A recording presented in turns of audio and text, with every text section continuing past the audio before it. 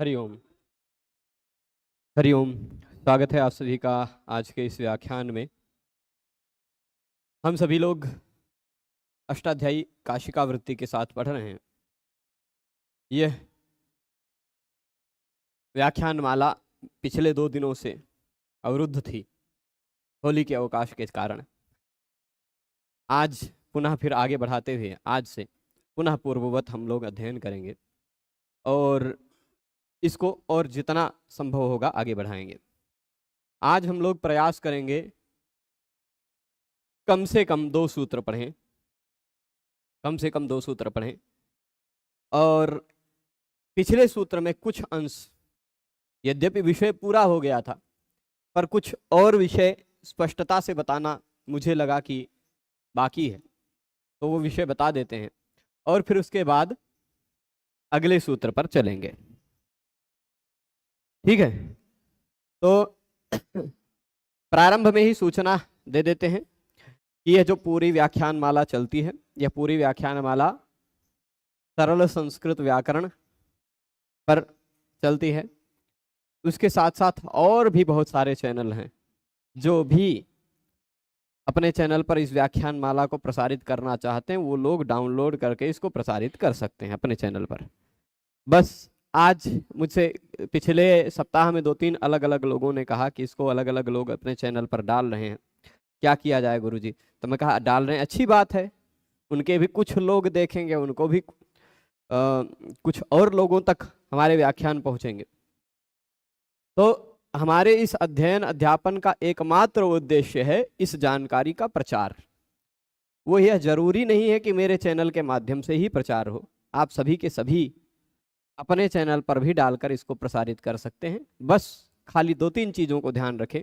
जैसे मैं अपने इस चैनल पर इस वीडियो पर या किसी भी सत्र में ऐड नहीं रखता, मैं यह प्रयास करता हूं, मैंने अपनी तरफ चैनल से मोनेटाइजेशन बंद कर दिया है, जिससे यूट्यूब हमको कुछ न दे लेकिन हमारे दर्शकों को भी कुछ न दिखाए बेकार की चीज़ें।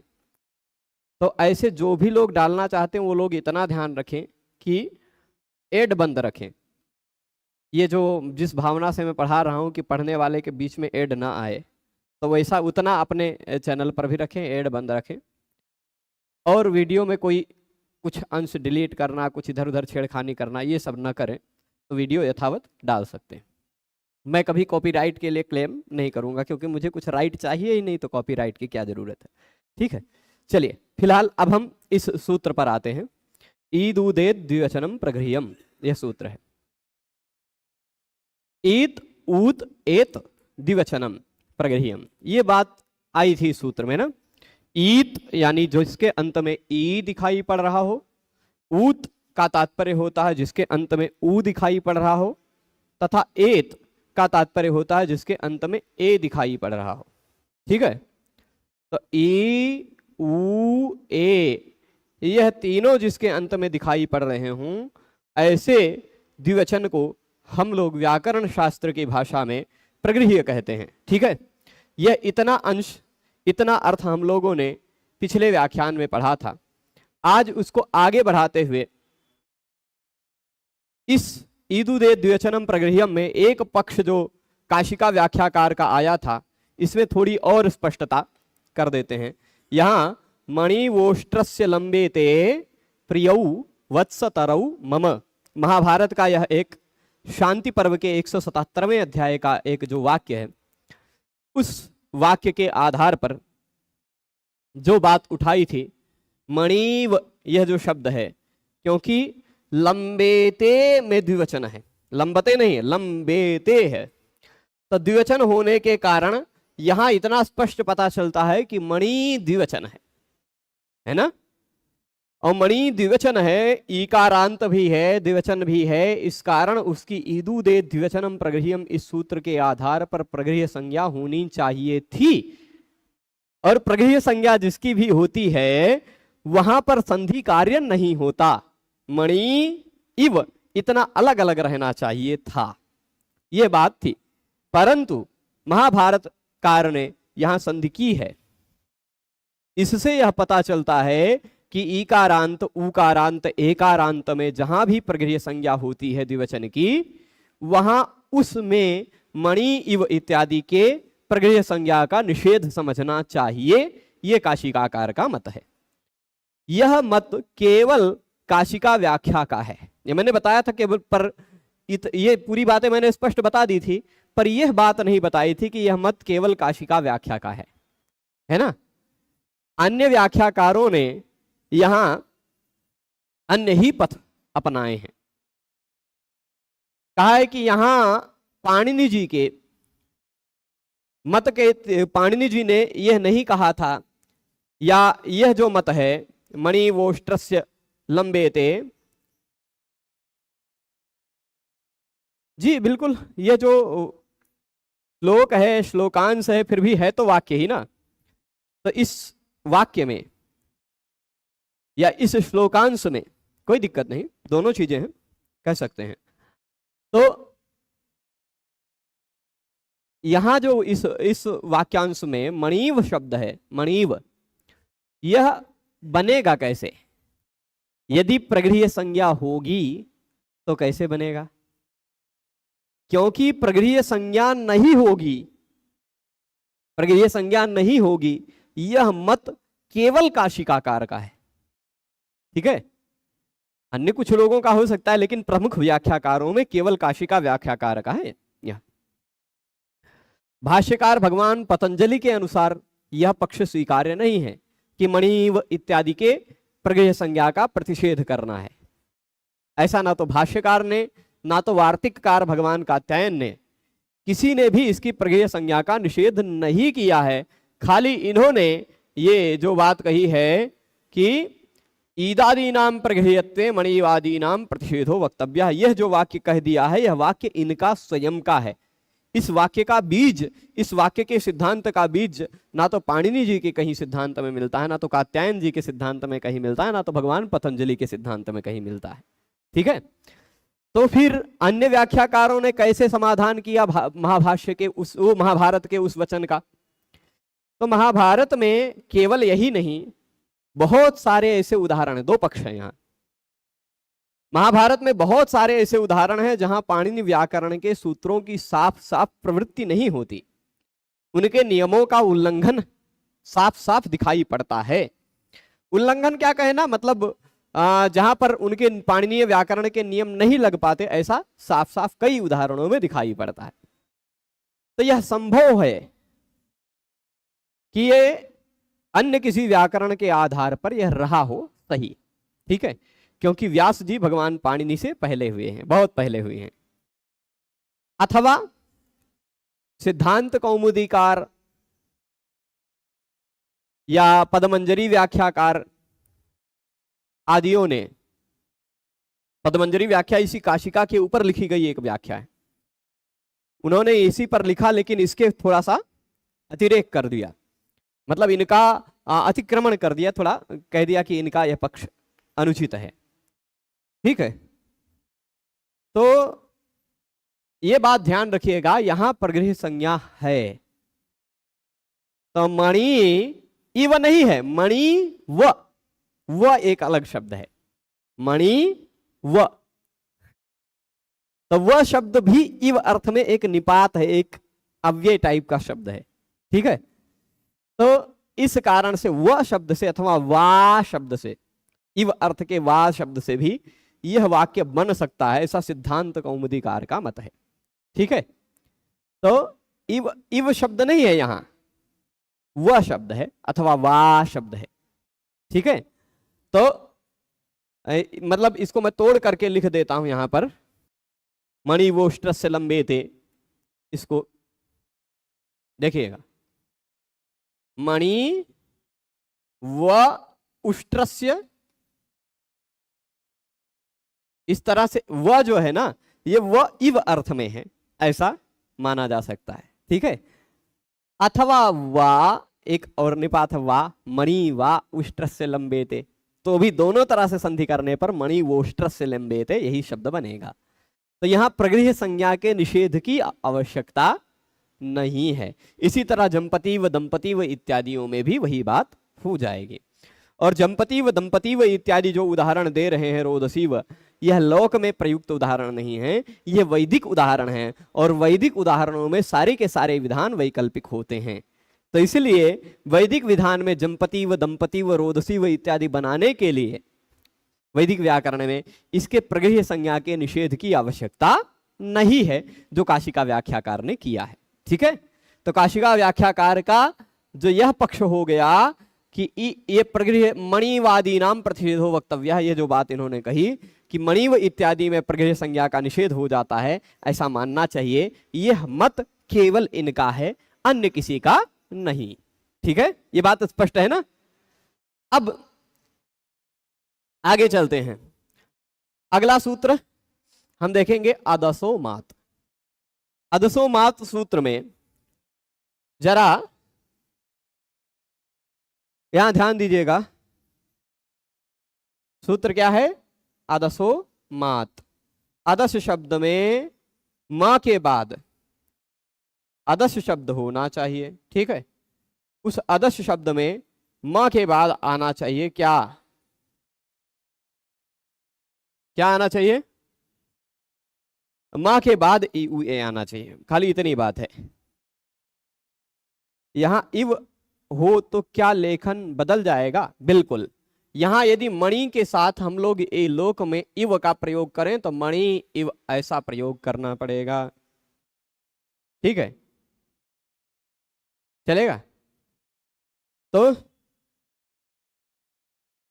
अब मुझे तुरंत अभी याद नहीं आ रहा है,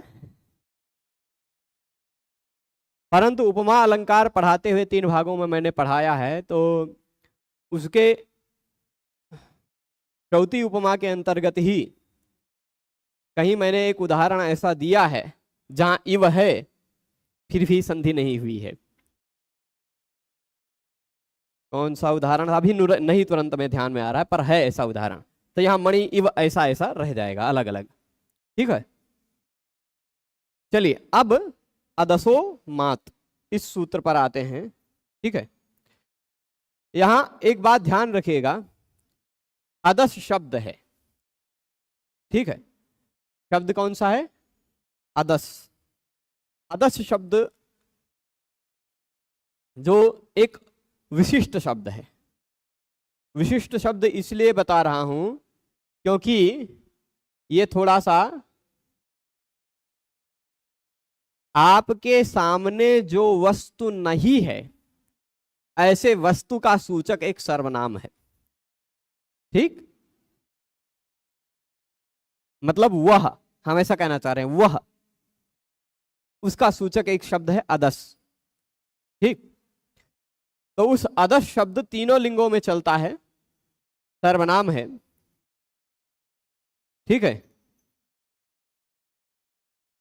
यहां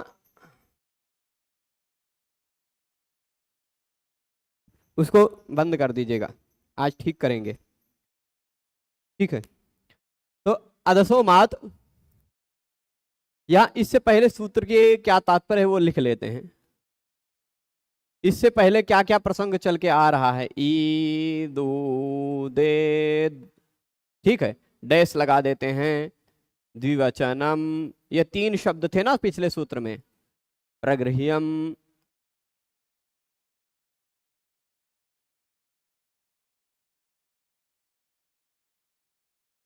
तो अब अदस शब्द में ये बात ध्यान रखिएगा, अदस शब्द में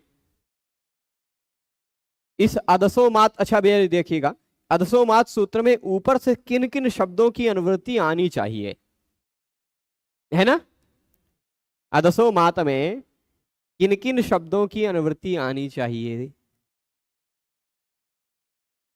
यहां अब ये बताइए, यदि पूरी बात समझिएगा, द्विवचन होना चाहिए, ई उ ए उसके अंत में आना चाहिए।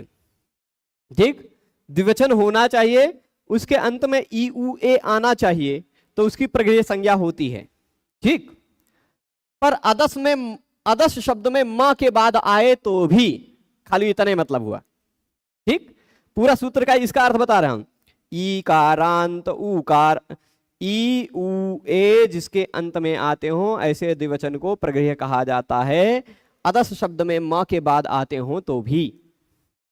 ठीक है, अदस शब्द में मां के बाद आते हो तो भी। अब अदस शब्द में मां के बाद क्या आते हो, क्या आते हो, तो ये बात पूरा प्रसंग सहित आ जाएगा कि नहीं? ई दू दे, यह आ जाएगा कि बात कि नहीं आ जाएगा ना इस लाइन में। अच्छा, यदि द्विवचन लाएंगे कि नहीं लाएंगे ये बताइए। यदि द्विवचन लाना होता तब तो ईदु दे द्विवचनम प्रगृह्यम से ही काम हो जाता है ना। यदि द्विवचन लाना होता तो ई उ ए जिसके अंत में आते हो ऐसे सभी द्विवचन की प्रगृह्य संज्ञा होती है। यदि यही कहना होता, यदि अदस में मां के बाद भी द्विवचन पर ई उ ए आते हो तो प्रगृह्य संज्ञा होती, तो यह अलग सूत्र की आवश्यकता ही नहीं थी, ईदु दे द्विवचनम प्रगृह्यम से ही काम हो जाता है ना।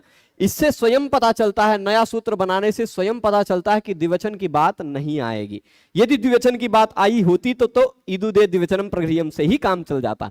यानी द्विवचन के सिवाय, द्विवचन के अतिरिक्त और कोई भी वचन हो तो भी अदस शब्द में प्रगृह्य संज्ञा होगी, यह कहना चाह रहे हैं।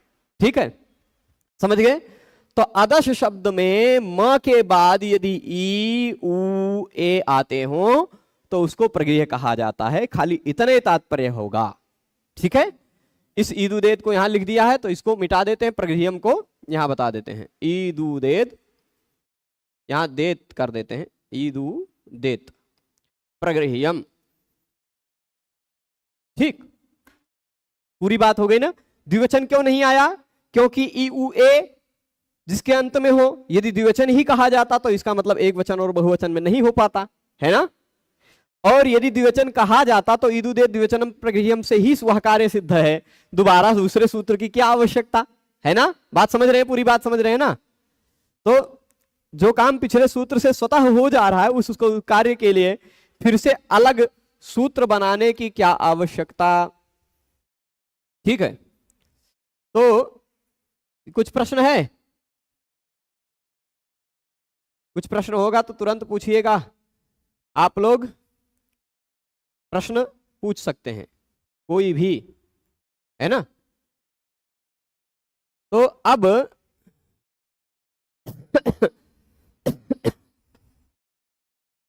ईदु दे द्विवचनम प्रगृह्यम जो है ना, इसमें ध्यान रखिएगा कुछ बातों को। क्या कि ई उ ए जिसके अंत में आते हों ऐसे द्विवचन को प्रगृह्य कहा जाता है।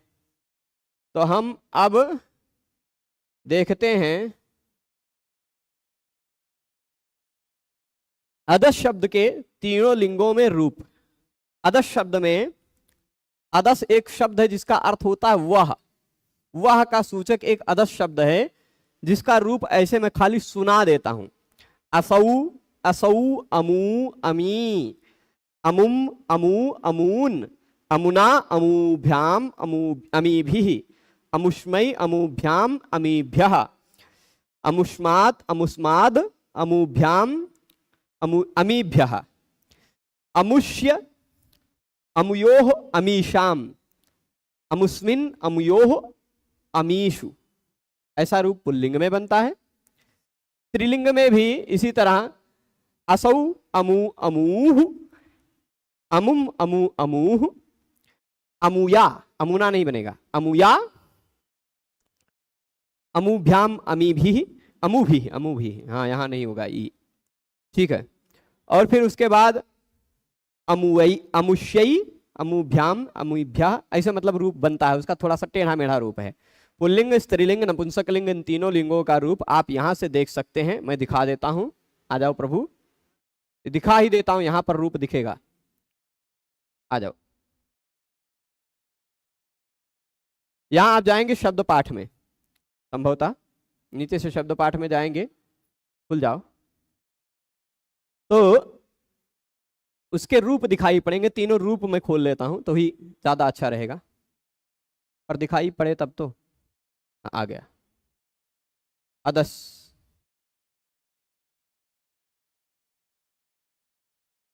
यहां अदस शब्द होना चाहिए। हिंदी टाइपिंग नहीं है ना इसमें, नहीं तो लिख के हम तुरंत ही खोज लेते। चलेगा। तो आप पे पहुंच गए तो दा भी आ ही जाएगा, ऊपर चला गया। अदृश्य, ये देखिए अदश शब्द तीनों लिंगों का दिखा रहा है ना? किसका किसका? ये सकारांत पुल्लिंग, सकारांत स्त्रीलिंग, सकारांत नपुंसक लिंग। इसको हम ऐसे थोड़ा खोलते हैं, 1 मिनट। ऐसा हो सकता है क्या तीनों अलग अलग खुल जाएं? नहीं, हाँ चलेगा। ये एक ए, छोड़ जाओ भैया, हाँ हो गया। यह जो अदश शब्द का रूप दिखाई पड़ रहा है, ठीक है, भागो, यह अदश शब्द है पुल्लिंग का, ठीक है, और ये अदश शब्द होगा स्त्रीलिंग का, और ये अदश शब्द होगा, प्रकट हो जाओ, नपुंसक लिंग भी अभी आ जाएगा। स्त्रीलिंग आया और नपुंसक लिंग भी आ जाओ भैया, नपुंसक लिंग आ गया, ठीक है। तो ये तीनों लिंगों का रूप यहां दिखाई पड़ जाएगा। इस अदश शब्द में आपको देखना है मां के बाद कहां ई उ ए आ रहा है।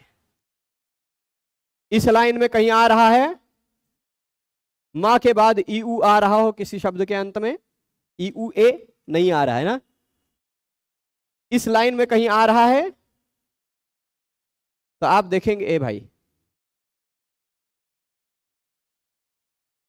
ये इस लाइन में आपको दिखाई पड़ेगा, ये है ना, मां के बाद ई उ किसी शब्द के अंत में आता हो ऐसा। इस लाइन में भी 2 मिल गया, अमु अमु, फिर उसके बाद इस लाइन में कहीं नहीं है, ठीक है। यानी नपुंसक लिंग में केवल प्रथमा द्वितीया द्विवचन में आपको मिल गया, ठीक। नपुंसक लिंग में तो केवल द्विवचन में ही मिला, परंतु पुल्लिंग में, स्त्रीलिंग में भी देखिए यहां भी केवल यही द्विवचन में ही मिल रहा है, ठीक है, और कहीं नहीं मिल रहा है। चलेगा?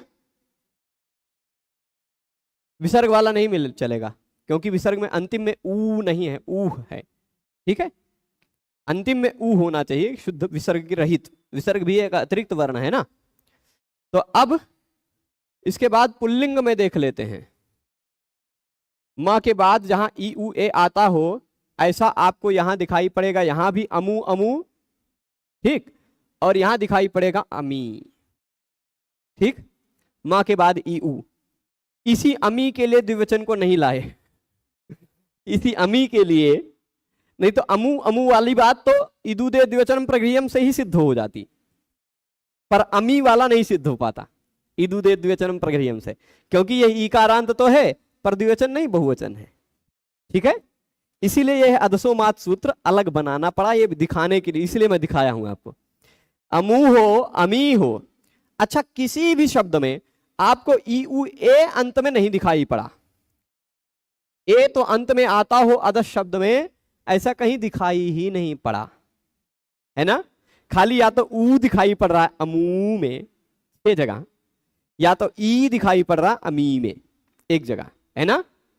चलेगा? तो और किसी शब्द में अंत में ई उ आ ही नहीं रहा है, देख लीजिए यहां कहीं अंत में ई उ आ रहा है, ई उ ए, इधर भी नहीं आया, इधर ये 2 आ ही गया, और कहीं नहीं आया ई उ ए अंत में, है ना। इस लाइन में भी देख लीजिए ई अंत में यहां आया खाली अमी में, और कहीं ई उ अंत में नहीं आया, है ना। दीर्घ ई, दीर्घ उ, दीर्घ ए, ये नहीं आया। इसी तरह स्त्रीलिंग नपुंसक लिंग में भी आपको यही मिलेगा कि ई उ और ए कहीं नहीं आएगा, देख लीजिए।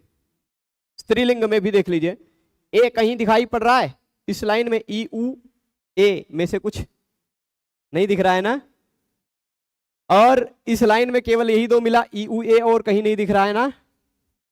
इस लाइन में भी ई उ ए, ए तो कहीं नहीं दिखाई पड़ रहा है, पुल्लिंग में भी नहीं दिखा, स्त्रीलिंग में भी नहीं दिखा, और नपुंसक लिंग भी आ गया, देख लीजिए इसमें भी ई उ ए कहीं नहीं दिखाई पड़ रहा है। यहां ऊ खाली इस जो जगह दिखाई पड़ा, और कहीं ई उ ए नहीं दिखाई पड़ रहा है ना। तो यानी अदश शब्द के रूप भी मैंने आपको दिखा दिए। इस रूप में मां के बाद ही कहीं केवल ई उ ए आ रहा है ना। अच्छा, मात क्यों कहा गया इस सूत्र में वो बताएंगे अभी। तो अब अदसो मात का तात्पर्य क्या हुआ? अदस शब्द के मां के बाद, अदस शब्द में मां के बाद यदि ई ऊ ए आता हो तो उसको प्रगृह्य कहा जाता है। यही तात्पर्य हुआ ना? अदस शब्द में मां के बाद किसी भी लिंग, किसी भी वचन में ई ऊ ए आता हो तो प्रगृह्य कहा जाए। पर अब एक बात ये भी ध्यान रख लीजिए कि ए तो कहीं दिखा ही नहीं दिखा ना, यानी खाली ई ऊ ही। इसलिए सिद्धांत कौमुदी, लघु सिद्धांत कौमुदी इत्यादि कहते हैं व्याख्याकार, अस्मात् पराविदूतौ प्रगृह्यौ स्तः। अदस शब्द के बाद में आने वाले ई ऊ, अदस शब्द में म के बाद आने वाले ई ऊ प्रगृह्य कहे जाते हैं। ई दूतौ खाली इतना ही कहा है, क्योंकि व्याख्याकारों ने और लाघव ला दिया कि जब ए आता ही नहीं है तो ए को व्याख्या में लाने की जरूरत ही नहीं है ना? यही दो ही आ पाते हैं उस शब्द में। तो अदस शब्द में मां के बाद आने वाले ई ऊ चाहे किसी भी लिंग में, किसी भी वचन में हो, वह प्रगृह्य कहे जाते हैं। ठीक है, चलेगा? स्पष्ट है? अब ए भी लाया जा सकता है, प्रसंगवश लाया जा सकता है, पर ए का उदाहरण नहीं मिलेगा कोई। ठीक है, कोई उदाहरण नहीं मिलेगा, पर अर्थ में लाया जा सकता है प्रसंगवश।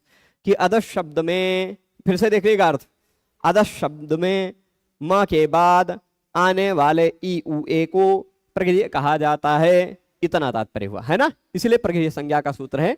इन्होंने जो वृत्ति में लिखा है वह पढ़ लेते हैं। अदसः, अदसः मतलब अदस शब्द का, अदस शब्द से संबंधी जो म है, अदस शब्द से संबंधी म, और किसी भी दूसरे शब्द से संबंधी म नहीं। मान लीजिए राम शब्द में कोई या कोई दूसरा ऐसा शब्द हो, रमा शब्द हो, रमा शब्द में माँ हो, राम में माँ हो, है ना? तो ऐसे कौनों शब्द में माँ वाला नहीं चलेगा, अदस शब्द से संबंधी माँ होना चाहिए। यद्यपि अदस शब्द में माँ नहीं दिखाई पड़ रहा है, परंतु शब्द रूप में असौ, अमु, अमी इत्यादि में माँ आ जाता है ना? तो मकार जो है, उस मकार के पर में ई ऊ ए आते हो तो उनकी प्रगृह्य संज्ञा होती है। ई ऊ एता, ईदू देता, देखो व्याख्याकार ने ई ऊ ए लिया है, पर अन्य व्याख्याकार भविष्यकालीन जो और एडवांस हो गए, नव्य व्याकरण वाले, उन्होंने ए को छोड़ ही दिया और ज्यादा सोच लिया कि ए उदाहरण में औते नहीं। हाँ, प्रत्युदाहरण में ए दिया है, अमुकेत्र आया ना, प्रत्युदाहरण में यह अमुकेत्र आया है, परंतु उदाहरण में नहीं मिलेगा कोई। तो अब उदाहरण और प्रत्युदाहरण का अंतर भी आज समझ जाएंगे आप लोग। समझ रहे हैं ये विधि? अदसः संबंधी, अदस शब्द से संबंधी जो म है, यानी अमु, अमी इत्यादि का जो म है, वह अदस शब्द के रूप का है ना। उस म के पर में ई ऊ ए आते हो, ईदू देता, प्रगृह्य संज्ञा भवंती। इस शब्द के परे, ये पर जो लिखा है ये पर नहीं है, परे है, परे ईदू देता, परे ईदू देता में ए को अय हुआ और या का लोप हो गया, है ना? पर ईदू देता हो गया है। तो अदस शब्द में, अदस शब्द से संबंधी जो मकार है, उस मकार से परे आने वाले ई ऊ ए प्रगृह्य संज्ञक होते हैं। यह प्रसंगवश भी आप अर्थ समझ गए होंगे, वृत्ति में भी वही अर्थ कहा जा रहा है, कहा जा रहा है ना? समझ रहे हैं? उदाहरण दे रहे हैं, अमी अत्र, यह अमी बहुवचन का रूप है, असौ, अमु, अमी पुल्लिंग बहुवचन का रूप है ना? तो अमी, ये ऐसा कह सकते हैं, अमी नहीं, अमी मतलब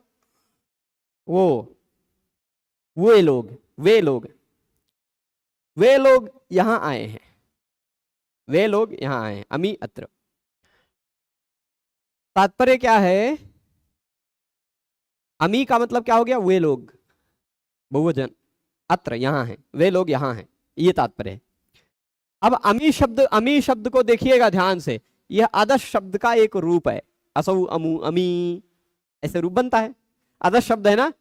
अदस शब्द के संबंधी ये मकार है, उस मकार के पर में ई दिखाई पड़ रहा है, भले ही द्विवचन हो या चाहे जौन वचन हो, प्रगृह्य कहा जाएगा कि नहीं? अब प्रगृह्य संज्ञा का फल क्या होता है, ये मैं पहले ही चर्चा कर चुका हूं कि जिसकी भी प्रगृह्य संज्ञा होगी वहां प्लुत प्रगृह्या अचिनित्यम, इस नियम के आधार पर नित्य यथावत रहेंगे, उसमें विकृति नहीं होगी, विकार नहीं होगा, परिवर्तन नहीं होगा, यथावत बने रह जाएंगे। प्रकृति मतलब मूल रूप में जैसे हैं वैसे के वैसे बने रह जाएंगे।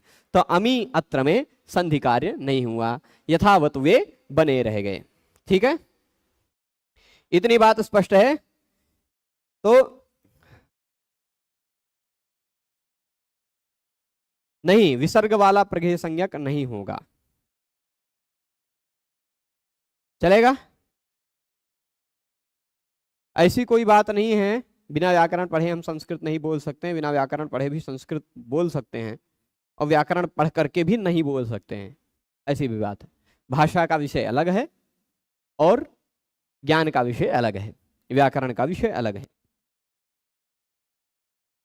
संधि होने पर अर्थ बदल जाता है, यदि बदल जाता है तो मणि इव और मणि इव में क्या प्रभेद है? देखिए, संधि होने पर अर्थ नहीं बदल जाता है, संधि होने पर भी वह वैसे ही रहता है, शब्द बदल जाता है। क्या आपको अर्थ से ही महत्व है? व्याकरण में प्रमुख तत्व तो शब्द है, शब्द की साधुता करने के लिए ही व्याकरण के सूत्र बने हैं ना। तो शब्द बदल जाता, यदि संधि होती तो शब्द बदल जाता, मणिव हो जाता, और मणि संधि नहीं होती तो मणि इव हो जाता, है ना। तो उतना तो महत्व ही है। जहां भी प्रगृह्य संज्ञा होगी वहां संधिगत कार्य नहीं होंगे, शब्द यथावत बने रह जाएंगे। तो यहाँ अमी अत्र, यहाँ इको यणचि से यण संधि का कार्य संभव था, लेकिन वह कार्य नहीं हुआ। ई के बाद अ आता हो, ई के बाद अ आता हो तो ई के जगह पे य हो जाता है संधि के नियम के आधार पर। ई अ य, जल्दी बोलेंगे तो यह हो जाएगा। तो अमी अत्र तो नद्यत्र हो जाता, संधि हो जाती। क्या हो जाता? नद्यत्र। तो ये क्या, फिर से मैं थोड़ा सा और अच्छे से लिख देता हूं। न वैसे का वैसा, द आधा उस द के जगह पे हो गया, द के बाद ई है उसके जगह पे हो गया य, उसमें अत्र का आ जुड़ गया, आप यह हो गया पूरा, और त्र, नद्यत्र, ऐसा रूप बनेगा। ठीक है, तो ये पर अमी अत्र में अम्यत्र नहीं होगा, समझ रहे हैं? क्यों नहीं होगा? क्योंकि ये प्रगृह्य है। फिर अमी आसते, यहां अमी, ये लोग आसते मतलब बैठे हुए हैं, अमी अत्र ये लोग यहां हैं, अमी आसते ये लोग बैठे हुए हैं। आस्ते आसाते, आसते बहुवचन रूप है ना, आसते। तो समास बताते नहीं क्या? समास कौन सा समास प्रभु, कौन सा समास आपका अभिप्राय है? समास का भी प्रकरण आएगा, दूसरे अध्याय में आएगा। अब अमू अत्र, म के बाद, इसमें भी अधः शब्द में म के बाद ई आ रहा है, इसलिए प्रगृह्य है, और इस कारण संधि नहीं हुई। यहां भी म के बाद उ आ रहा है, इसलिए प्रगृह्य है। अधः शब्द के म के बाद आ रहा है उ, इसलिए प्रगृह्य है, और इसलिए संधि कार्य नहीं हुआ। अमू अत्र, अमू आसाते, यहाँ आसते है, यहाँ आसाते है, द्विवचन वाला है ना, इसलिए आस्ते आसाते आसते ऐसा रूप बनता है। आस धातु उपवेशन अर्थ में, बैठने अर्थ में, बैठने के अर्थ में जो आस उपवेशन धातु है उसका रूप बनता है आस्ते आसाते आसते। ठीक है, आसे आसाथे आध्वे अमु किल, नहीं। तो ये जो आप उदाहरण दे रहे हैं, इदं किला व्याज मनोहरम वपुः, ध्रुव जी अमु नहीं है वहां, इदं किला व्याज मनोहरम वपुः तपः क्षमं साधयितुं य इच्छति ध्रुवं सनीलोत्पलपत्रधारया शमीलतां क्षेत्रमृषिर्व्यवस्यति। कालिदास का वचन है वह। ठीक है, तो अब हाँ, अमु आसते अमु अत्र, ये भी हो गया ना, अमु आसाते और अमु अत्र। यहां भी देखिएगा, ई आया उसके बाद अ आया, संधि नहीं हुआ। ई आया, आ भी आया, उसके बाद भी संधि कार्य नहीं हुआ। ऊ के बाद अ आया तो भी संधि नहीं, ऊ के बाद आ आया तो भी संधि नहीं हुई, क्योंकि अधः शब्द से संबंधी ये सारे शब्द हैं। अदस शब्द से संबंधी ये सारे शब्द हैं और इसमें म के बाद ई उ आ रहे हैं, इस कारण से इनको प्रगृह्य कहा गया। और जिसको भी प्रगृह्य कहा जाता है वहां प्लुत प्रगृह्य अचिनित्यम से संधि कार्य नहीं होता, प्रकृति भाव हो जाता है। समझ रहे हैं बात? ठीक है। तो अब एकारस्य नास्त्युदाहरणम, अदस शब्द में म के बाद ए आता हो ऐसा कोई उदाहरण नहीं है। ठीक है। अदस शब्द में म के बाद ए आता हो, अमे, ऐसा कोई शब्द नहीं बनता है। अमू बन जाता है, अमी बन जाता है, लेकिन अमे ऐसा कोई शब्द नहीं बनता। ठीक है। आदसा इति किम, अब प्रश्न पूछा रहे हैं, प्रश्न उठ रहा है, इस सूत्र में अदसा ऐसा क्यों कहा गया? ठीक चलेगा? इस प्रश्न सूत्र में अदसा क्यों कहा गया? तो कहेंगे ठीक है भाई, हटा देते हैं, इसको हटा दिया तो सूत्र क्या बन गया? मात। मात ऊपर से आ जाएगा ईदुदेत प्रगृह्यम। द्विवचन की तो बात आएगी नहीं, क्योंकि द्विवचन होता तब तो, है ना, द्विवचन होता तब तो उसी से काम सिद्ध हो जाता। तो मां के बाद आने वाले ई उ ए की प्रगृह्य संज्ञा हो जाती है ना। तो उसमें क्या होता, ये शब्द है कमी, उसके बाद अत्र, ये शमी एक वचन है। मां के बाद ई आ रहा है कि नहीं? मां के बाद आ रहा है ना। इसी तरह एक और शब्द ले रहे हैं, दाडिमी। दाडिमी क्या होता है पता? अनार।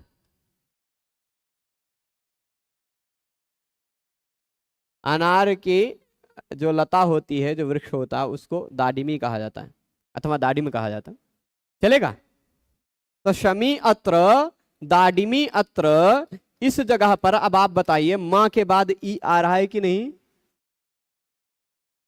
मां के बाद आ रहा है ई, तो मां के बाद आने पर गड़बड़ होता कि नहीं होता? इसको भी प्रगृह्य माने लगते हैं हम लोग। यदि अदसह न कहा गया होता तो किसी भी शब्द के मां के बाद आने वाले ई को प्रगृह्य कहने लगते हैं हम लोग। पर अदसह कहने से पता क्या चलता है? अदसह कहने से पता चलता है कि अदस शब्द के बाद ही म हो, अदस शब्द के संबंधी ही म चलेगा। प्रभु, प्रश्न ऐसा उठता है, पूरी रामायण की कथा हो जाने के बाद यह प्रश्न उठता है कि सीता जी किसके भाई थे? तो ऐसा प्रश्न न करें, व्याख्यान क्रम से देखें। पिछले व्याख्यान में हमने ईदुदेत द्विवचनम प्रगृह्यम में भी बताया है कि ई उ ए जिसके अंत में आते हो ऐसे द्विवचन को प्रगृह्य कहा जाता है। तो यानी ऐसे द्विवचन की प्रगृह्य संज्ञा होती है जिसके अंत में ई उ ए आते हों, किसी भी शब्द का हो, किसी भी धातु रूप का हो। द्विवचन आ रहा है अंत में, ई उ ए द्विवचन है, उसके अंत में ई उ ए आता है, तो उसको प्रगृह्य कहा जाएगा। ये दूसरा सूत्र हम प्रगृह्य संज्ञा का पढ़ रहे हैं। केवल एक सूत्र नहीं है प्रगृह्य संज्ञा करने वाले, 8 या 9 सूत्र हैं। 2 अलग अलग मत हैं, एक मत में 8 सूत्र, एक मत में 9 सूत्र। ये दूसरा सूत्र पढ़ रहे हैं, इसमें इस सूत्र ने कहा है कि अदस शब्द में म के बाद ई उ ए आते हो तो उसको प्रगृह्य कहा जाता है। ठीक है। ए आने वाला कोनो उदाहरण नहीं मिलता, इसलिए ई उ ही लीजिए। अदस शब्द में म के बाद ई उ आता हो तो उसको प्रगृह्य कहा जाता है। अमू, अमी, ये देखिए अदस शब्द का रूप है, उसमें ई म के बाद ई आ रहा है। अमी ये अदस शब्द का रूप है, मां के बाद ई आ रहा है। अमू, अमू ये दोनों जो दिखाई पड़ रहे हैं, मां के बाद उ आ रहा है, मां के बाद उ आ रहा है, अदस शब्द का रूप है। अदस शब्द का रूप हो, मां के बाद ई उ आ रहा हो तो वह प्रगृह्य है। जो भी प्रगृह्य होता है उससे तुरंत परमेश्वर वर्ण होने पर संधि कार्य नहीं होता। स्पष्ट है? चलेगा? तो अब थोड़ा सा ये बात ध्यान से सुना करें। अब शमी अत्र, दाडिमी अत्र, यहां यदि सूत्र में अदसह शब्द ना होता तो इसको भी प्रगृह्य संज्ञा होती। तो अब आप बताइए, यह शब्द बन पाता? सही शब्द है सम्यत्र, नहीं बन पाता ना। शमी अत्र ऐसे का ऐसे रह जाता है ना, दाडिमी अत्र ऐसे का ऐसे रह जाता, प्रगृह्य संज्ञा हो जाती यदि अदसह न कहे होते तो अदसह कह देने के कारण अदस शब्द के ही मां के बाद ई उ आता हो तो ही प्रगृह्य होगा। अन्य किसी शब्द में मां के बाद ई उ ए आता हो तो प्रगृह्य संज्ञा नहीं होगी। स्पष्ट है? तो कहे अच्छा ठीक है भाई, अदसह कह तो दिए आप, अदसह कहने देते, मात मत कहते, है ना। तो अदस शब्द में अदस अदसह ईदु देता प्रगृह्यम, ऐसा अर्थ निकल के आता कि नहीं? अदस शब्द के किसी भी रूप के अंत में आने वाले ई उ ए प्रगृह्य हो जाते ना। तो अमुके बनता। अमुके भी अदस शब्द का ही रूप है, क प्रत्यय लग जाने के बाद। हाँ ये देखिएगा, अमुक, इसमें अमुके, अमुक शब्द का अमुके बन गया रूप, है ना। यहां अमुक शब्द में भी अदस शब्द से संबंधी ही है शब्द, अदस शब्द ही है।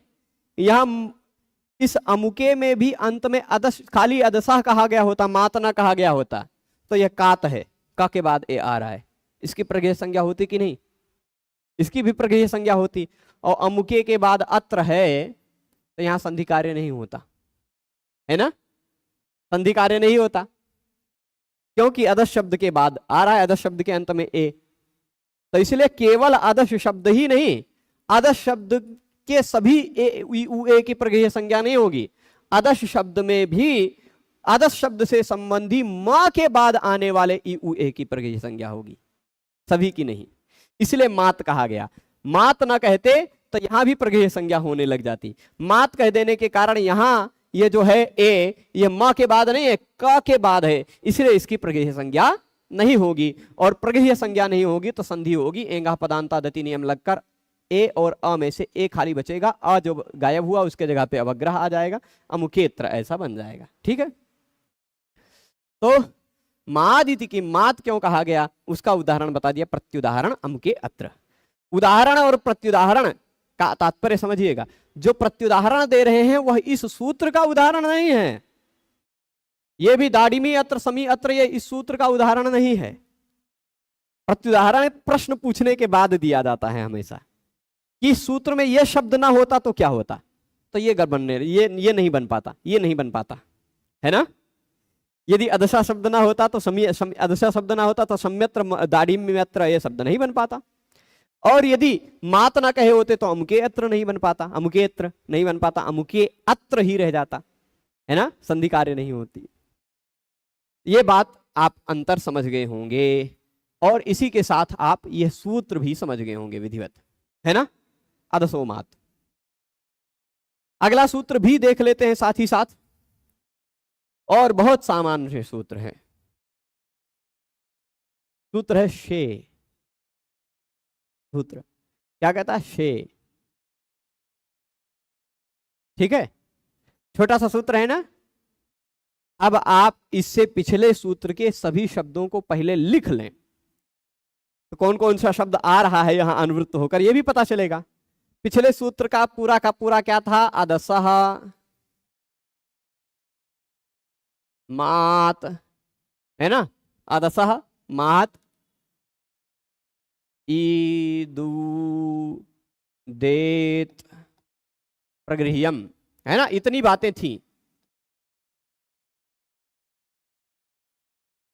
चलेगा क्या? क्या ईदु दू, अच्छा दू बार दू आ गया है।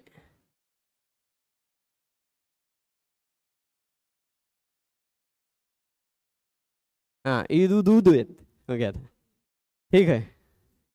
तो अब यहां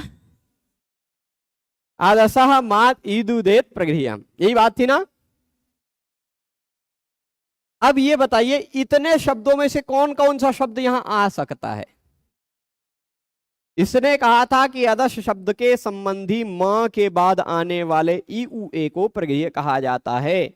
इसने कहा शे जो है उसको भी प्रगृह्य कहा जाता है, तो शे को भी प्रगृह्य कहा जाता है, ये बात कह दी। अब शे क्या है? जब शे की बात हो गई, यानी ये खाली एक ऐसा कोई प्रत्यय है, ठीक, एक कोई प्रत्यय है, शे प्रत्यय है, उसकी बात कह रहा है। शे एक ऐसा प्रत्यय है, उस शे की भी प्रगृह्य संज्ञा होती है, तो शे प्रत्यय की भी प्रगृह्य संज्ञा होती है, इतनी बात कह रहा है। यानी अदश शब्द की बात ही नहीं है, म की बात ही नहीं है। अदश शब्द में म के बाद शे प्रत्यय लगता हो, इससे कोई बात नहीं आती, है ना, किसी भी जगह हो श प्रत्यय। और शे कह दिया तो शे में ए ही बचता है, यानी यू ए की बात भी नहीं है, खाली खाल प्रगृहियम की बात है। शे प्रगृहियम है ना। अब पिछले सूत्र से अब खाली खाल प्रगृहियम की ही बात आगे आगे जाएगी, है ना। शे प्रगृहियम यानी शे को भी प्रगृह्य कहा जाता है। शे क्या है, ये लिख दिया, शे इत्येतत् प्रगृह्य संज्ञम भवति। सूत्र का अर्थ समझ गए ना। शे एक यह जो है इसको भी प्रगृह्य कहा जा सकता है। प्रश्न उठ रहा है, जी बिल्कुल अमुक वही शब्द है। धीरज जी कह रहे हैं अमी तो बहुवचन है, फिर भी बिल्कुल यदि द्विवचन को ही करना होता ई उ ए की तो सभी ई उ ए द्विवचन में होने पर प्रगृह्य संज्ञा तो ई दे द्विवचनम प्रगृह्यम से ही हो रही थी। अधसोमात सूत्र बनाने की जरूरत क्या थी फिर? अधसोमात सूत्र क्या आवश्यकता थी बनाने की? अधसोमात सूत्र पुनः बना है, इससे पता चल रहा है कि ईदु दे द्विवचनम प्रगृह्यम से कोई कार्य नहीं हो पा रहा था, वही कार्य करने के लिए अधसोमात सूत्र बना है ना। तो कौन सा कार्य नहीं हो पा रहा था? वह केवल द्विवचन की प्रगृह्य संज्ञा कर रहा था, ये सभी वचनों की कर देगा। आदर्श शब्द में मां के बाद आना चाहिए ई उ, किसी भी वचन की बात हो चल जाएगा, है ना। स्पष्ट है। यदि द्विवचन की ही बात कहनी होती तो ईदु दे द्विवचनम प्रगृह्यम से वह ऑलरेडी अपने आप सिद्ध थी वो बात, है ना। अब शे को भी प्रगृह्य कहा जाता है। ये शे क्या है? लौकिक व्यवहार में यह नहीं आता, वैदिक व्याकरण में यह आता है। क्योंकि भगवान पाणिनि का व्याकरण लौकिक वैदिक दोनों प्रकार का व्याकरण है, ठीक है। लौकिक शब्दों का भी निष्पादन करता है, साथ ही साथ वैदिक शब्दों का भी निष्पादन करता है ना। तो वेद में लोक में जो सु औजस अम औट षष्टाभ्याम भिस गेभ्याम भ्यस घसिभ्याम भ्यस घस ओस आम गी ओस सुप, ये सातों विभक्तियों के जो प्रत्यय हैं, रामा रामू रामा रामम रामो रामान रामेण रामाभ्याम रामेभ्य रामहि इत्यादि बनता है जिस शब्दों से, जिस प्रत्ययों से, वही जो सुप प्रत्यय है 21, उन प्रत्ययों के स्थान पर शे हो जाया करता है, ठीक है। उन प्रत्ययों के स्थान पर शे हो जाया करता है वेद में। कौन सा सूत्र वह कार्य करता है तो वो भी मैं बता देता हूं। एक सूत्र है, बहुत बड़ा सा है, वैदिक व्याकरण में वो आता है 7-1-39 नंबर पर, ठीक। अष्टाध्यायी में निकाल लेंगे 7-1-39 नंबर, 7वें अध्याय का पहले पाद का 1 नंबर पाद लिख देता हूं, 39 नंबर का सूत्र है, ठीक है। सूत्र है सुपाम सुलुक पूर्व सवर्णा छेया डाड्या या जालहा। मिला? सुपाम सुलुक पूर्व सवर्णा छेया डाड्या या जालहा, ठीक मिला ना। यह सूत्र कहता है सुपाम यानी सु औजस अमौट षष्टाभ्याम भिस गेभ्याम भ्यस घसिभ्याम भ्यस घसोसाम आम घसोसाम गी ओ सुप, इन 21 प्रत्ययों के स्थान पर सु हो जाया करता है, या लुक हो जाया करता है, या पूर्व सवर्ण हो जाया करता है, या आ हो जाया करता है, या आत हो जाया करता है, या शे हो जाया करता है, या हो जाया करता है, याड्या हो जाया करता है, या याच हो जाया करता है, या आल हो जाया करता है, ठीक है। सुप जो 21 प्रत्यय हैं, उन 21 प्रत्ययों के स्थान पर मैं 1 मिनट यहां लिख देता हूं शे प्रगृह्यम, ये पूरा हुआ सूत्र। अब इसका से क्या है यह बताने के लिए हम आपको लेके आ रहे हैं 7-1-39 नंबर सूत्र के अंतर्गत। सुप प्रत्ययों के स्थान पर इतने आ सकते हैं, सु आ सकता है, सभी सुप प्रत्ययों के स्थान पर सु आ सकता है, सभी सुप प्रत्ययों के स्थान, सभी सुप प्रत्ययों का लुक हो सकता है वेद में, या पूर्व सवर्ण हो सकता है, पूर्व सवर्ण नहीं पूर्व सवर्ण, या आ हो सकता है, या आत हो सकता है, या शे हो सकता है, फिर उसके बाद शे पूर्व सवर्णात आ से, या डाड्या, हाँ ठीक है, शे भी हो सकता है, या भी हो सकता है, फिर उसके बाद या के बाद याट होना, या नहीं होना चाहिए, या डा, हाँ, या डा,ड्या, याच, आल। ठीक, ये इतने हो सकते हैं सुप प्रत्ययों के स्थान पर। कितने? 1 2 3 4 5 6 7 8 9 10 11। ये 11 आदेश हो सकते हैं। 11 में से कौनों भी किसी 21 प्रत्ययों के स्थान पर हो सकता है। तो उस सुप प्रत्ययों में, ठीक है, तो ये भी बता रहे हैं किमिदम शे इति। सूत्र का फिर से अब अर्थ समझिएगा। शे की प्रगृह्य संज्ञा होती है। किसकी प्रगृह्य संज्ञा होती है? शे की। तो शे इत्येतत् प्रगृह्य संज्ञम भवति। सूत्र का अर्थ भी स्पष्ट हो गया। शे यह एक ऐसा कुछ है जिसकी प्रगृह्य संज्ञा होती है। तो शे की प्रगृह्य संज्ञा होती है, पर यह शे क्या है? किमिदम शे इति, क्या है यह शे? बताइए तो कह रहे हैं सुपाम आदेश छंदसी। छंदसी का तात्पर्य होता है वेद में, वेद में सुप प्रत्ययों के स्थान पर हो जाने वाला यह एक आदेश है। सुप प्रत्ययों के स्थान पर हो जाने वाला यह एक आदेश है। सुप प्रत्ययों के स्थान पर यह इतने 11 आदेश हो सकते हैं 7 1 39 नंबर सूत्र के आधार पर। सूत्र नंबर है 7 1 39। उस 7 1 39 नंबर सूत्र के आधार पर सुपाम सुलुक पूर्व सवर्णात् 6 या डाड्या या जाला। ठीक, ऐसा सूत्र है। तो सुप के स्थान पर पूर्व सु हो सकता है, लुक हो सकता है, पूर्व सवर्ण हो सकता है, आ आत से या डाड्या याच आल, इतने सारे हो सकते हैं। तो इसमें से सबकी बात नहीं कर रहे हैं। सु को नहीं कहा, लुक को भी नहीं कहा, पूर्व सवर्ण को भी नहीं कहा, और फिर उसके बाद आ को भी नहीं कहा। हाँ, कुछ को कहेंगे, अभी आगे प्रसंग आएगा जब उसका। फिर उसके बाद आत को भी नहीं कहा, है ना, शे को कहा है। फिर उसके बाद आगे क्या कह रहे हैं? या भी नहीं, डा भी नहीं,ड्या भी नहीं, याच भी नहीं, आल भी नहीं। खाली इसी शे की बात कर रहे हैं जो सुप प्रत्ययों के स्थान पर 7 1 39 नंबर सूत्र के आधार पर आ जाया करता है। लोक में नहीं, वेद में। ठीक है, वहां पर 7 1 39 नंबर सूत्र से जस्ट पहले सूत्र में आपको छंदसी शब्द दिखाई पड़ेगा। त्वापि छंदसी, त्वापि छंदसी दिखाई पड़ रहा है ना। तो त्वापि छंदसी सूत्र से पता चल रहा है कि यह छंदसी वेद की विषय की बात है। छंदसी यानी वेद में सुप के स्थान पर पूर्व सवर्ण आ आत शे याट याड्या याच आल इत्यादि हो जाया करते हैं 11। ठीक, पूर्व सवर्ण भी होता है। तो ये जो होते हैं ये वेद में ही होते हैं।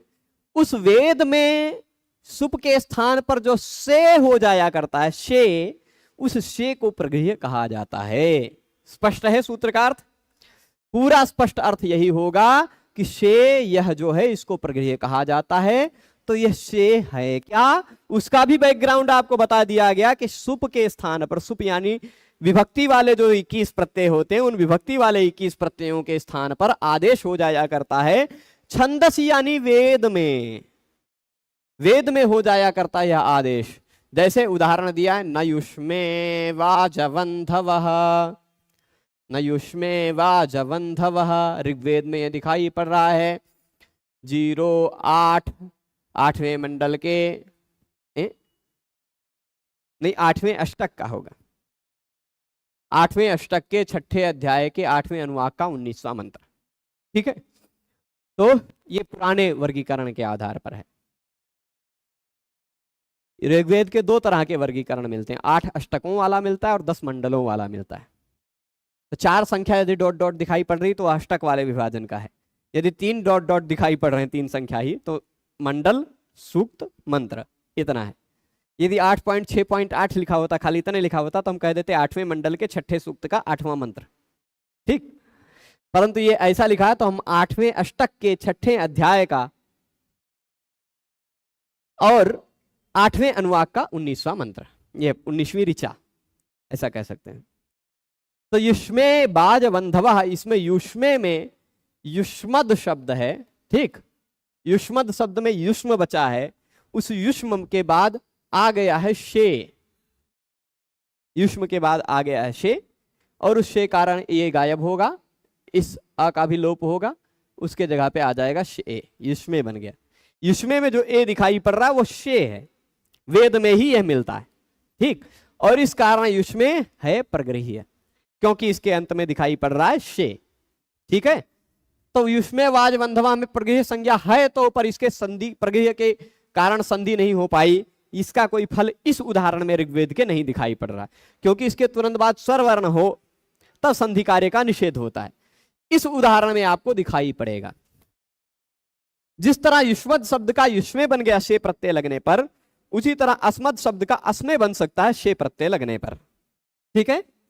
अस्मे, ये अस्मे में जो ए दिखाई पड़ रहा है वो शे है, और शे को कहा जाता है प्रगृह्य, तो ये शे है प्रगृह्य, इस कारण से अस्मे इंद्रा बृहस्पति, इस उदाहरण में अस्मे की होने के कारण अस्मे की प्रगृह्य संज्ञा है, और अस्मे की प्रगृह्य संज्ञा है इस कारण, ठीक है, अस्मे की प्रगृह्य संज्ञा है, इस कारण से इसके तुरंत बाद स्वरवर्ण आने पर भी संधि कार्य नहीं हुआ है। कुलत प्रगृह्या अचिनित्यम से प्रकृति भाव हो गया है, ठीक है। अस्मे इंद्रा बृहस्पति, ये दोनों इंद्र और बृहस्पति हैं, ठीक है। युष्मे इति, युष्मे इति, अस्मे इति, ये देखिए दिख रहा है ना, युष्मे इति अस्मे इति, ये भी शे दिखाई पड़ रहा है। त्वे रायः, त्वे, त्वे में भी युष्मे अस्मे त्वे में रायः है ना, तुम्हारे लिए धन है, मेरे लिए राय मतलब धन है, यह तात्पर्य है। तो यहाँ त्वे में इत्यादि में भी प्रगृह्य संज्ञा उदाहरण दे दिया है, पर यहाँ प्रगृह्य संज्ञा होने का कोई फल नहीं दिखाई पड़ रहा है ना, खाली वेद में ऐसा कुछ उदाहरण दे दिया कि जहां वेद में शे का प्रयोग है, ठीक है, उस शे की प्रगृह्य संज्ञा होती। यहाँ भी त्वे प्रगृह्य संज्ञा है, इसके बाद स्वरवर्ण होता तो संधि नहीं होती, ये भी प्रगृह्य है, इसके बाद स्वरवर्ण होता तो संधि नहीं होती, ठीक है। यहां देख लीजिए स्वरवर्ण आ रहा है, बाद में संधि नहीं हुई है प्रगृह्य संज्ञा होने के कारण। त्वे इति, में इति, ठीक। अब इसके बाद छांद समेत देवैकम उदाहरणम अस्मे इंद्रा बृहस्पति इत्री, अत्र तथा पाठात इतरत्तु लौकिकम अनुकरणम युष्मे इति अस्मे इति त्वे इति मे इति। ये देखिएगा, छांदसम यानी वैदिक, छांदसम यानी वैदिक, एतद एव एकम उदाहरणम, वैदिक इसमें से केवल एक ही उदाहरण है, कौन सा, इसमें इंद्रा बृहस्पति है ना। छांदसम वैदिक, एतत् यह, एव ही यह ही, यही एकम उदाहरणम, यही एक उदाहरण है वैदिक, कौन सा, यही एक उदाहरण है, अस्मे इंद्रा बृहस्पति, यही एकमात्र उदाहरण वैदिक है। बाकी जो है ना, बाकी जो उदाहरण है अत्र तथा पाठात, और कोई प्रश्न तो नहीं आया अभी तक, हाँ नहीं आया, ठीक है। फिर क्या कह रहे हैं, इतरत तू, अन्य जो उदाहरण दिए जा गए हैं, अस्मे युष्मे इति अस्मे इति त्वे इति मे इति, ये जो सारे उदाहरण दिए गए हैं, ये सभी के सभी उदाहरण लौकिकम अनुकरणम, उसका ही लौकिक अनुकरण कर लिया गया है कि लोक में भी इस तरह से प्रयोग हो सकता है, परंतु क्योंकि यह लौकिक अनुकरण जो खाली उसका अनुकरण सा कर लिया गया है, वास्तविक यह प्रयोग नहीं है, वास्तविक यह उदाहरण नहीं दिया जा सकता। अस्मे इंद्रा बृहस्पति, युष्मे इंद्रा बृहस्पति इत्यादि उदाहरण माने जा सकते, जो वेद में प्रयुक्त है उसी को माना जाए, ठीक है। शे देखते हैं, पेज नंबर हम पहुंचे कहाँ हैं, हाँ शे, खाली इतने दिया, अस्मे इंद्रा बृहस्पति त्वे रायः तैत्तिरीय संहिता का प्रयोग है, युष्मद्गी में रायः यजुर्वेद का प्रयोग है ना।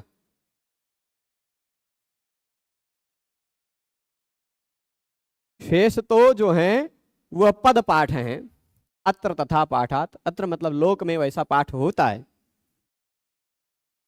तो शेष जो पद पाठ अर्थात लौकिक उदाहरण है, पद पाठ इत्यादि के उदाहरण हैं, त्वे इति में इति इत्यादि जो उदाहरण अन्य भी हैं वो सब पद पाठ में हैं, लौकिक उदाहरण के रूप में भी उनको माना जा सकता है। इतनी ही बात कही है, ठीक है। तो इतरत तो लौकिकम उदाहरण, अन्य जो है वो लौकिक उदाहरण है, युष्मे इति, अस्मे इति, त्वे इति, श्मे इति इत्यादि। इसमें भी शे है, इस कारण से इनको भी प्रगेय माना जा सकता है। से इस सुबादेश को प्रगेय संज्ञा होती है। युष्मद्भ्यस चतुर्थी बहुवचन का रूप है। सुपाम सुलुक पूर्व सवर्णा छे या डाड्या या जाला, इस सूत्र से युष्मद्भ्यस के जगह पे आ गया शे, बन गया युष्मे। वेद का एक ही उदाहरण है अस्मे इंद्रा बृहस्पति, शेष तो पदपाठ अर्थात लौकिक उदाहरण है, यथा त्वे इति, मे इति इत्यादि, ठीक है। वे और अन्य उदाहरण लौकिक हैं। इस तरह से नव्याचार्य दीक्षित प्रभृति आचार्यों के मत में मांग माद ग्रहण सामर्थ्यात एकारस्य अनुवृत्तिरेव नास्ति। इन आचार्यों के मतभेदों का समन्वय करके व्याकरण अध्याय कैसे किया जा सकता है?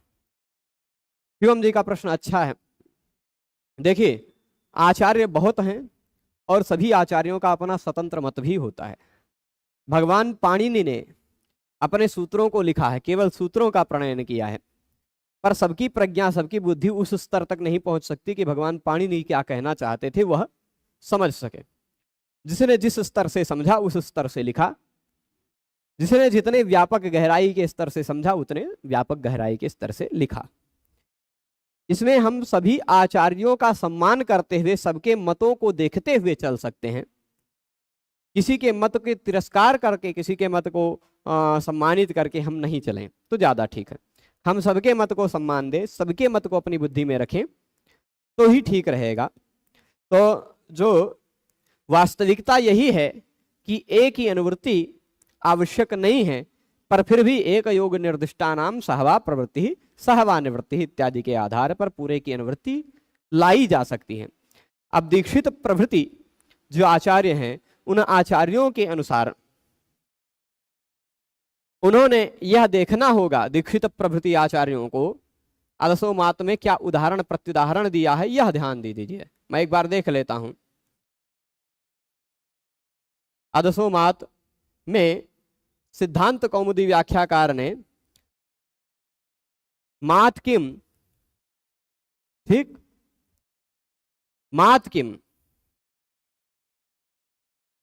इसका उदाहरण क्या दिया है? प्रश्न पूछा तो अमुके अत्र ही दिया है ना। तो मात ग्रहण क्यों किया गया? तो मात ग्रहण करने पर उसका उत्तर देते हुए कहते हैं अमुके अत्र में भी गड़बड़ होने लग जाता। और फिर यह कहा कि यदि मात का ग्रहण ना होता तब एकार की भी अनुवृत्ति होने लग जाती। और मात कह देने के कारण पता चलता है कि अदस शब्द में मां के बाद ए कहीं आता ही नहीं है, तो उसकी अनुवृत्ति लाने की आवश्यकता ही नहीं है। यह बात तर्कसंगत भी लगती है, उचित भी लगती है। जो निष्फल हो उसकी अनुवृत्ति की क्या आवश्यकता है? फल तो, उदाहरण तो सभी एक ही सिद्ध कर रहे हैं ना। शब्द की साधुता तो सबका फल, जो मुख्य व्याकरण के अध्ययन का फल है वह तो सबके अनुसार एक ही हो रहा है ना। हाँ, व्याख्या की पद्धति, व्याख्या की शैली अलग अलग आश्रय ले लेते हैं, तो हम सबके मतों को जितना अपनी बुद्धि में रख पाए उतना ज्यादा अच्छा रहेगा, ठीक है। हाँ, किसी एक में विशेष श्रद्धा हो सकती है। हमारे बहुत सारे परिचित ऐसे वैयाकरण विद्वान हैं जिनकी भट्टोजी दीक्षित में विशेष श्रद्धा है, हमारी भगवान पतंजलि में विशेष श्रद्धा है, और सब में, परंतु सबकी अपनी अपनी अलग अलग श्रद्धा के आस्पद होते हैं, तो वो चलेगा। अब अगला जो सूत्र है निपात एका जनांग, इस सूत्र को हम लोग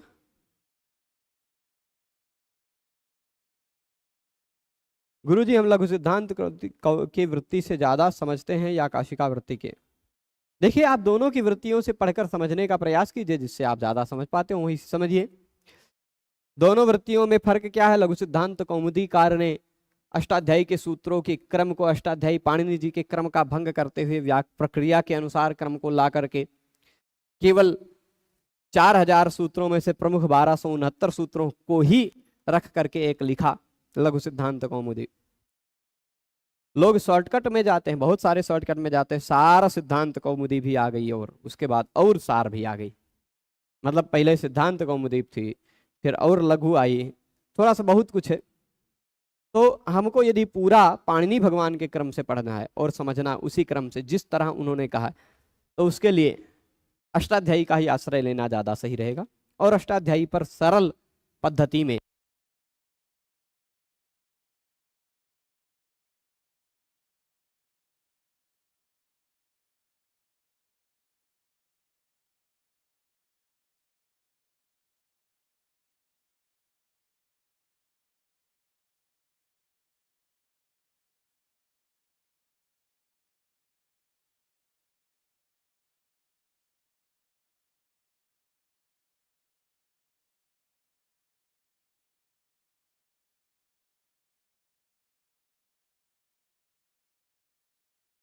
दूसरा सेल बदल लिए हैं आगे।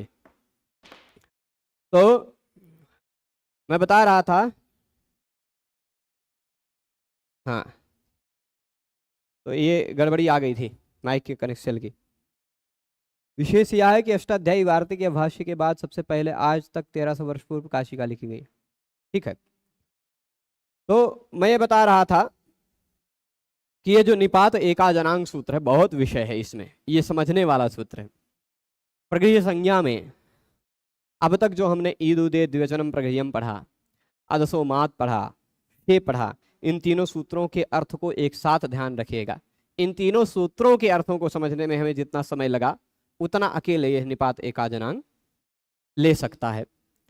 इसमें मुख्य बातें जो आएंगी उन बातों को हम लोग कल पढ़ेंगे, और आज व्याख्यान यही रोकेंगे। ठीक है, आप सभी लोग ऐसे जुड़ते रहें, आपके जो भी प्रश्न हो वो कभी भी हमसे किसी भी पद्धति से पूछ सकते हैं। जितना समय मिलता है उतना मैं उत्तर देता हूं। प्रयास कीजिएगा।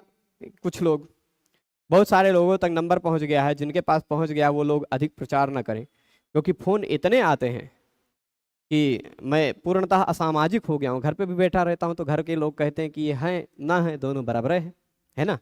तो इतने फ़ोन आते, इतने प्रश्न आते हैं, लिख करके बोलने वाले या वो लिख करके उत्तर देने वाले, बोल करके उत्तर देने वाले, फ़ोन करके पूछने वाले। और इसे कि गुरुजी ये बताइए अष्टाध्यायी कितने बजे से पढ़ाते हैं? भाई आप देख लीजिए ना, ऐसे भी फ़ोन करने वाले आते हैं। तो इसलिए यथासंभव आप कमेंट करके, लिख करके प्रश्न पूछ लिया करें, या टेलीग्राम पर जुड़ जाएं, टेलीग्राम चैनल पर, वहाँ पर प्रश्न पूछ लिया करें, वहाँ पर आपको उत्तर मिल जाएगा। ठीक है, परस्पर बहुत सारे लोग हैं, परस्पर एक दूसरे से चर्चा से भी आप ज्ञान की अभिवृद्धि कर सकते हैं। प्रयास करें। बहुत सारे लोग कहते हैं कि ये भी विषय पढ़ा दीजिए, वो भी विषय पढ़ा दीजिए, पर अभी थोड़ा सा इस बीच में ऐसी व्यस्तता है, भगवान ऐसा लगा रखे हैं हमको, इधर उधर इतना दौड़ा रहे हैं कि इतना ही समय मैं निकाल पाता हूँ, और इसलिए अभी इतना ही पढ़ा पा रहा हूँ। यदि भगवान से प्रार्थना कर रहे हैं, मना रहे हैं बहुत दिनों से, भगवान और अनुकूलता दें, और ज़्यादा समय दें, तो और ज़्यादा मैं पढ़ाऊँ। पर अभी अनिवार्य ऐसे दायित्वों में लगा रखा है भगवान ने, जिनका मैं अपने स्वेच्छा से निवारण नहीं कर सकता हूँ, और दौड़ता रहता हूँ। जितना समय निकलता उतना आप सबको दे देता हूँ। आज श्रीमद् वाल्मीकि रामायण की कक्षा आज भी नहीं होगी, क्योंकि 7 से ज़्यादा बज गया है। यही कक्षा देर से शुरू हुई, मैं अयोध्या आने में देर हुई, और अभी एक पंखा बिगड़ा हुआ है, तो उसको अभी सुधारना है, तो उसको सुधार करके ही घर जाएंगे। तो आज व्याख्यान को यहीं संपन्न करते हैं। कल पुनः मिलेंगे निपात एकाजनांग सूत्र को समझने के लिए। तब तक इतना आप सबसे आग्रह रहेगा, ईदुदे द्विवचनम प्रगृह्यम, अदशो मात और शे, इन तीनों सूत्रों के तात्पर्य को अपने मन में पचा लीजिएगा। सूत्र का जो तात्पर्य कहता है, क्या वही कार्य उदाहरण में हो रहा है कि नहीं हो रहा है, ये भी आप पचा लीजिएगा। ठीक है, सभी को जुड़े रहने के लिए बहुत बहुत